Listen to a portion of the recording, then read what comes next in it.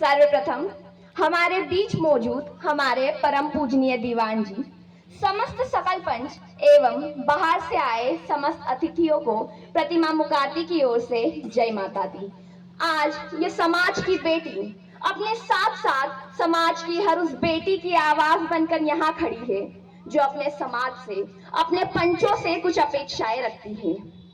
जैसा कि आप सभी लोग जानते हैं कि पंचों का काम समाज के विकास और सुधार के लिए कितना महत्वपूर्ण होता है।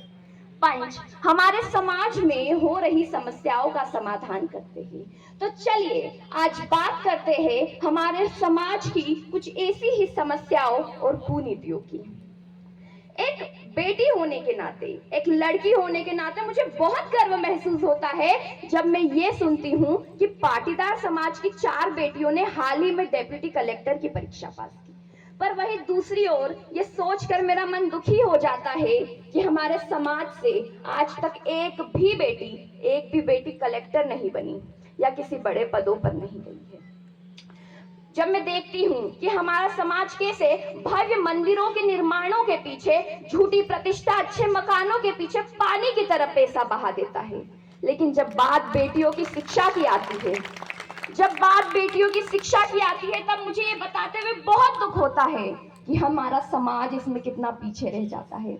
मैं अपने समाज से अपेक्षा तो रख ही सकती हूँ ना, मैं अपने समाज से, अपने पंचों से आशा रखती हूँ कि बड़े शहर जैसे कि इंदौर में हमारे समाज की हॉस्टल बनवाई जाए, ताकि माता पिता अपनी बच्चियों को बिना किसी डर, झिझक या हिचकिचाहट के उनके सपनों को पूरा करने के लिए बड़े शहरों में अच्छी शिक्षा के लिए भेज सके। मैं चाहती हूँ और मैं अपने पंचों से ये उम्मीद रखती हूँ कि हर गांव में एक ऐसा शिक्षा कोष हो, वो भी ऐसे विद्यार्थियों के लिए जो पढ़ने में तो बहुत सक्षम हैं, लेकिन घर की आर्थिक स्थिति ठीक ना होने के कारण ठीक से पढ़ लिख नहीं पाते, उच्च शिक्षा प्राप्त नहीं कर पाते। ऐसे विद्यार्थियों को हमारे समाज की सहायता मिले ताकि वे पढ़ लिख कर हमारे समाज का नाम रोशन कर सके। और आज ये बेटी चाहती है कि अपने समाजवासियों से चाहती है कि हम ज्यादा से ज्यादा ध्यान बेटियों की शिक्षा पर दें, क्योंकि जब एक बेटी पढ़ लिख जाती है ना, तब वो केवल उसका भविष्य नहीं सुधारती, वो आने वाली कई पीढ़ियों को साक्षर कर देती है। और जब मैं बेटियों की इतनी बात कर ही रही हूँ, तो आज मैं समाज की हर उस बेटी की बात इस समाज के सामने रखना चाहूंगी जिसे संबंध विच्छेद के कारण न जाने कितना कुछ सहना पड़ता है। क्योंकि हमने देखा है कैसे जब सगाई के बाद रिश्ता टूटता है ना, तो कितना मुश्किल हो जाता है उस बेटी के लिए समाज का सामना कर पाना, कितना मुश्किल होता है उस बेटी के लिए अपनी नई जिंदगी की शुरुआत कर पाना। इसलिए मैं मेरे पंचों से ये निवेदन करती हूँ कि हम हमारे समाज में बढ़ते संबंध विच्छेदों पर प्रतिबंध लगाएं और जितना हो सके पहले तो कोशिश की जाए कि हम प्रतिबंध लगाएं। यदि फिर भी हमारी कोशिश नाकाम रहती है तो हम एक ऐसी व्यवस्था या न्याय प्रणाली लेकर आए जिससे कि क्षमा करिएगा, एक ऐसी न्याय प्रणाली लेकर आए जिससे कि हमारी बेटियों को जल्दी से जल्दी न्याय मिल सके।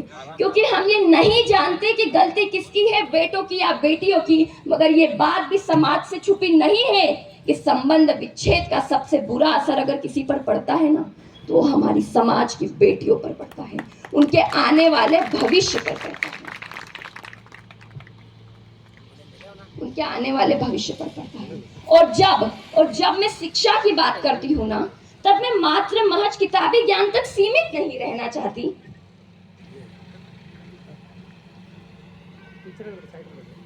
जब मैं शिक्षा की बात करती हूँ तब मैं महज किताबी ज्ञान तक सीमित नहीं रहना चाहती। मैं भी आई माता जी के बताए गए नियमों को अपनाना चाहती हूँ, अपने समाज के बारे में और ज्यादा जानना चाहती हूँ। मैं भी अपने हाथों में बेल धारण करना चाहती हूँ। मैं अपने लिए, अपने समाज के हर छोटे भाई बहनों के लिए संस्कारों की शिक्षा चाहती हूँ। और मैं अपने समाज से ये अपेक्षा रखती हूँ कि एक ऐसी व्यवस्था लाई जाए जहाँ आई माता जी का मंदिर संस्कारों का केंद्र बन सके, जहाँ हमें हमारे समाज के बच्चे बच्चियों को संस्कारों की शिक्षा मंदिर से, बड़े बुजुर्गों से प्राप्त हो सके। और आज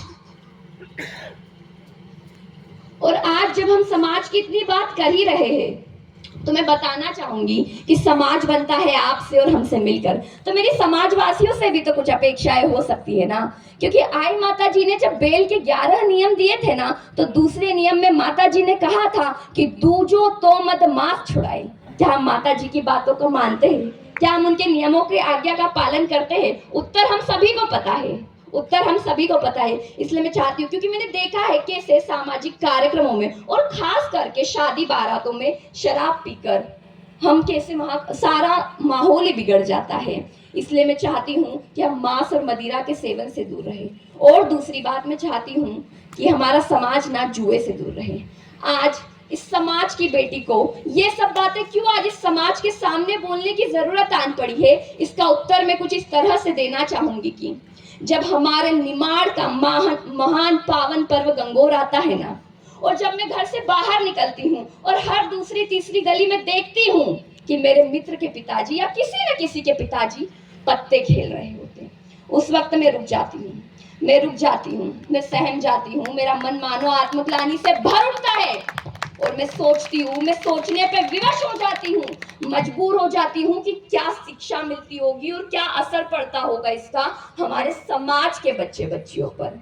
क्योंकि आई माता जी ने तो चौथे नियम में कहा था ना कि चौथा जुआ कभी न खेलो। क्या हम आई माता जी की इतनी बात नहीं मान सकते? और यहाँ बात कम ज्यादा की नहीं है, यहाँ बात है उससे दूरी बना लेने की। अगर आई माता जी ने कह दिया सो कह दिया, उनकी बात सर्वोपरि है। हमें उनकी बात को सर्वोपरि मानकर मांस, मदिरा और जुए से दूर रहना चाहिए, ताकि हम हमारे बच्चों को भी अच्छी शिक्षा और संस्कार